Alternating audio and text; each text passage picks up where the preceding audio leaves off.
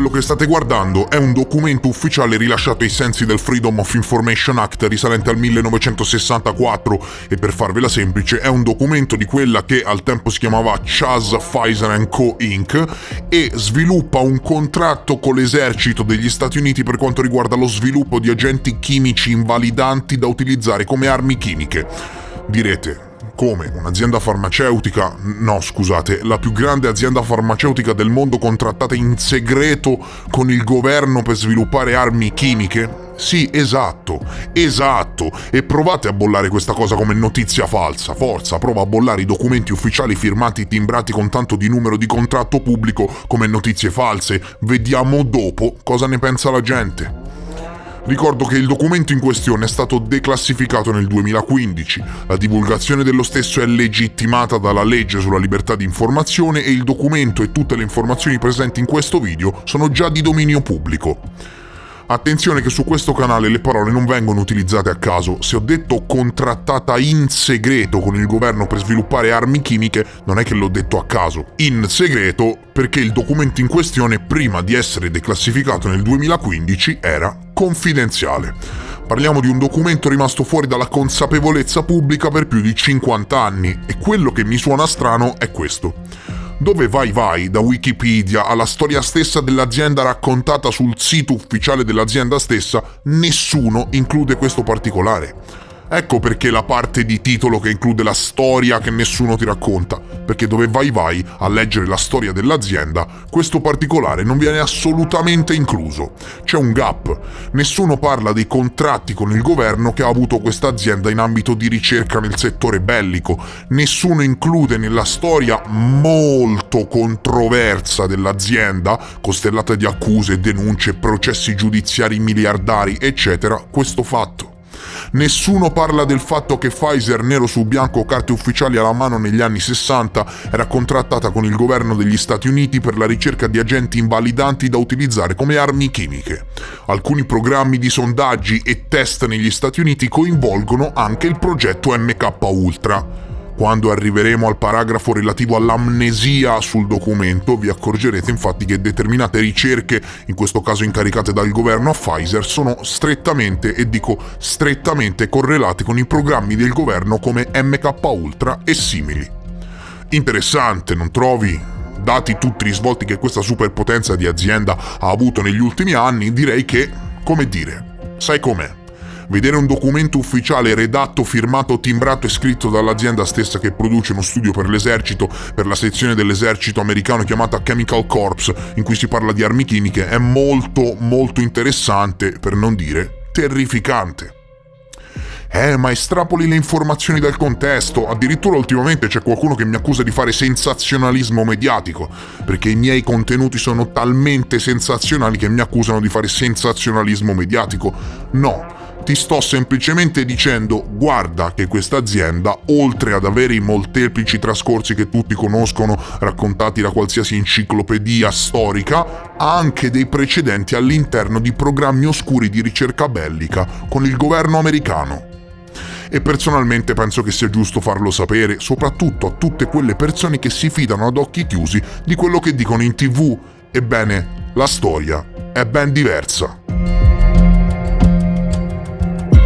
Pfizer è stata fondata nel 1849 da due immigrati tedeschi negli Stati Uniti, Charles Pfizer e Charles Herart, e all'inizio venne avviata come piccola attività chimica che produsse in primo luogo un gradevole farmaco antiparassitario fatto al gusto di caramello.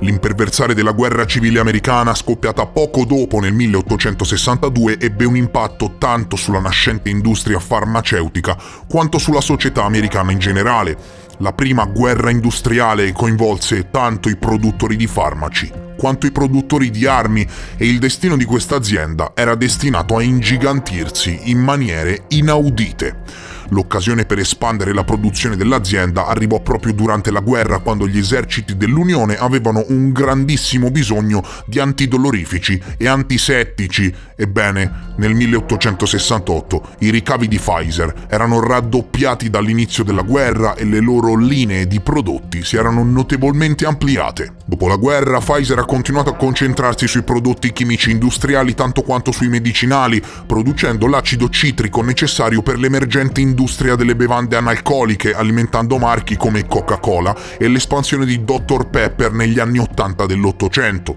Questo è diventato il loro pilastro per molti anni, ponendo le basi per la loro continua crescita. Inoltre, quando la fornitura di acido è stata interrotta a causa della guerra civile e dell'aumento delle tariffe, Pfizer ha sviluppato la sua produzione personale fino a diventare il principale fornitore di prodotti chimici negli Stati Uniti. Questo era il 1800, a questo punto ebbero la strada spianata.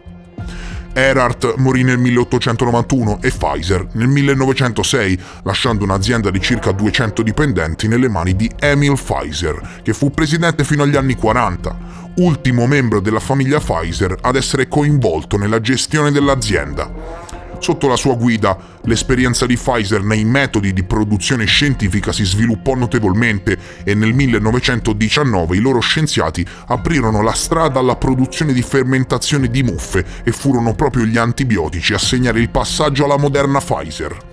Nel 1950 il loro primo farmaco brevettato infatti fu proprio un antibiotico e ben presto riuscirono a monopolizzare in questa fase l'intero mercato americano e internazionale del farmaco, esportando l'azienda in ogni paese del mondo. Se te lo stai chiedendo, Pfizer oggi è tra i primi 6 più grandi lobbisti a Washington e spese 25 milioni di dollari in attività di lobby solo durante l'approvazione della legislazione sulla riforma sanitaria di Obama.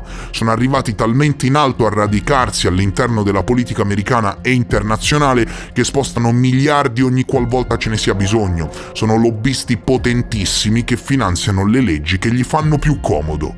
Come la maggior parte delle aziende farmaceutiche delle sue dimensioni, Pfizer ha affrontato la sua giusta dose di controversie come uno dei produttori di farmaci più noti al mondo. Pensate che nel 2019 Pfizer ha dovuto affrontare oltre 2 miliardi di dollari di pagamenti legali per le pratiche di marketing dei farmaci e più o meno nello stesso periodo ha annunciato che avrebbe chiuso un gran numero di siti di produzione, ricerca e sviluppo in tutto il mondo per colpa dei miliardi spesi in guai legali.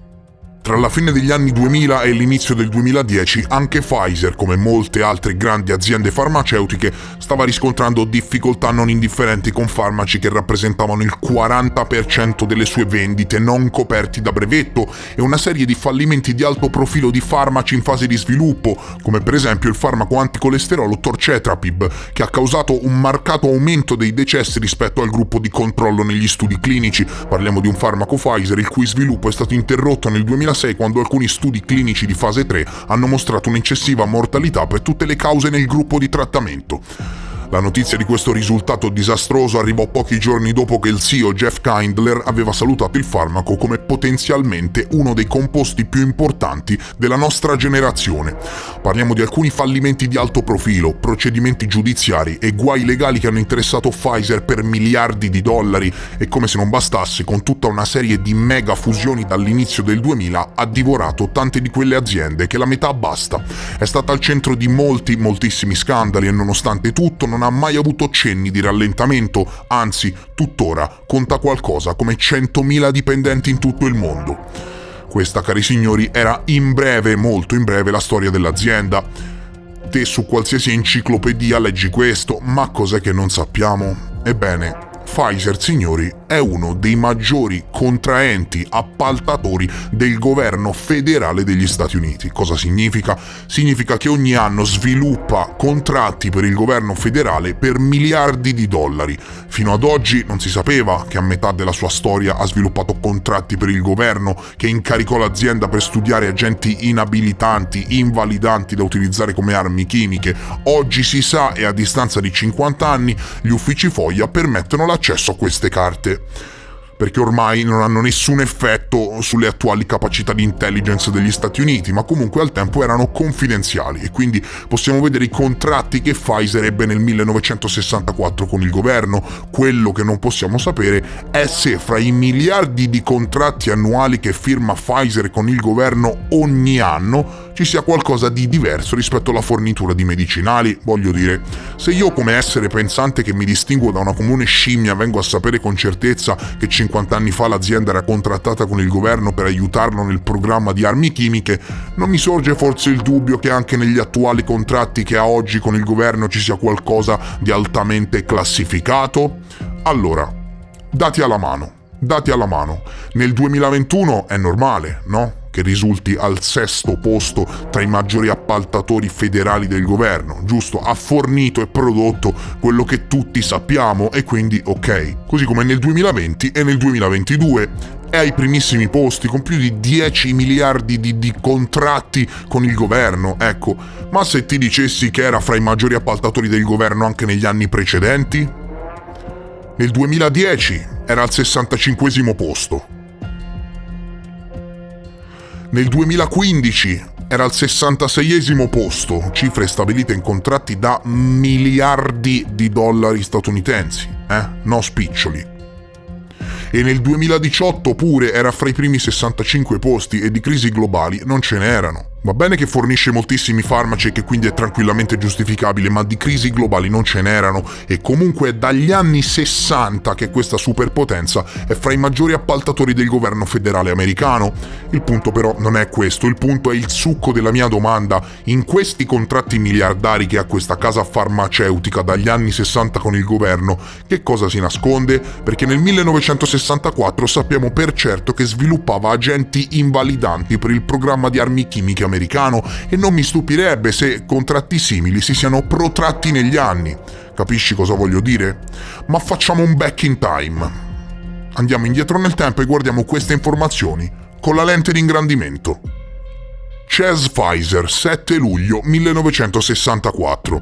Rapporti che interessano dal 1 gennaio al 31 marzo del 64.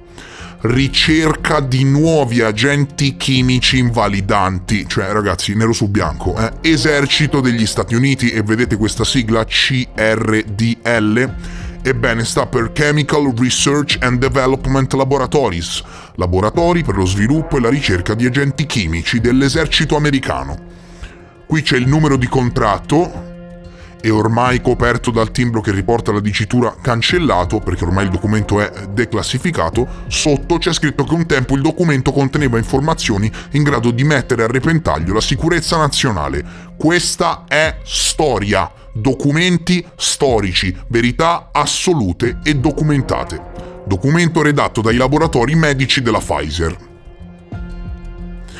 La presente relazione copre il lavoro svolto dal 1 gennaio 64 al 31 marzo 64 e rappresenta il terzo quarto della ricerca a contratto sugli agenti invalidanti chimici, le schede tecniche, chimiche e di altro tipo che registrano informazioni biologiche sui compositi testati durante questo trimestre sono presentati in un volume separato, perché ovviamente hanno svolto dei test. Alcuni paragrafi parlano dell'etere di timolo e di tutti gli esperimenti condotti sugli animali per capire come produrre determinati effetti invalidanti sull'uomo. Hanno anche compiuto esperimenti e ricerche sull'amnesia retrograda, parlando di shock elettroconvulsivi che producevano un'amnesia accettabile. E attenzione, non per curarla, ma per indurla. A quanto pare il governo degli Stati Uniti era interessato a sostanze o procedure che producessero amnesia. Ebbene, il documento parla chiaro. Nella sezione sviluppo di nuove tecnologie viene scritto che negli ultimi mesi sono stati fatti tentativi per sviluppare, a semplice compito appetitivo, e per esaminare e potenziare ulteriormente i potenziali farmaci amnesici. Il test in corso esamina i farmaci che potrebbero produrre effetti retrogradi di amnesia per un evento avverso, e dal momento in cui determinati farmaci potrebbero essere selettivamente efficaci nel produrre amnesia retrograda, abbiamo cercato di sviluppare una tecnica per esaminare gli effetti amnesici di farmaci sulla risposta rafforzata. Questo, signori, rientra nella ricerca di armi invalidanti. Il Dipartimento della Difesa ritiene agente invalidante un agente che produce effetti fisiologici o mentali temporanei o entrambi, e in questo caso è l'amnesia, che rendano gli individui incapaci di uno sforzo concentrato nell'adempimento dei compiti loro assegnati, incapaci di agire in pratica. Ecco fatto a che cosa lavorava Pfizer con il governo americano negli anni 60. Ci sono tutte le tabelle relative alla sintomatologia negli animali dopo gli esperimenti e quant'altro. Documento rimasto confidenziale dal 1964 al 2015. fate voi. E sono proprio curioso di vedere come un documento ufficiale redatto dall'azienda stessa finisca sui siti di fact-checking. Sono proprio curioso di vedere come proveranno a smentire questa storia. Documento presente sul più grande archivio FOIA del mondo, su The Black Vault, che poi non è una storia, cioè è storia, è un documento storico ufficiale che, al di là di ogni ragionevole dubbio, prova l'implicazione di Pfizer all'interno di programmi governativi segreti negli anni 60. Documento storico molto, molto interessante che, a parer mio, aiuta a delineare ulteriormente il profilo, il background, la storia di questa mega azienda, di questo mostro farmaceutico. Ovviamente, se si mette a raccontartela l'azienda stessa dal sito ufficiale, la propria storia si descrive come la panacea di tutti i mali. La realtà è più crudele. La realtà è che per far passare questo video ho dovuto omettere molte cose alle quali spero arriviate approfondendo questo mio lavoro. Per non parlare dell'influenza che oggigiorno questa azienda esercita all'interno del governo americano, ok? Per non parlare delle operazioni di lobbying fatte su determinate leggi, per non parlare dell'estrema influenza che esercita nel mondo delle big pharma, e per non parlare di molte, molte altre cose, credetemi, di molte altre cose. Informatevi ultimamente su ciò che sta avvenendo fuori. Vi do uno spunto dall'ANSA. Dall'ANSA, fonte ANSA, il CEO di Pfizer, Albert Bourla, ha rifiutato per la seconda volta di fila di comparire davanti al Parlamento europeo per un'audizione sulle trattative portate avanti con la Commissione europea. Io ovviamente, come sempre, a fine video condividerò tutte le fonti e il link al documento sul mio canale Telegram, così che possiate approfondire, e per ulteriori informazioni vi rimando agli archivi ufficiali. Che idea ti sei fatto? Che ne pensi di questo tassello sconosciuto della storia? Fammelo sapere in un commento. Mi raccomando, se sei arrivato a questo punto del video e hai apprezzato il coraggio, aiuta il mio lavoro di divulgazione indipendente con un like. Io vi voglio un sacco bene, vi mando un abbraccio immenso e vi rimando al prossimo episodio. Adieu!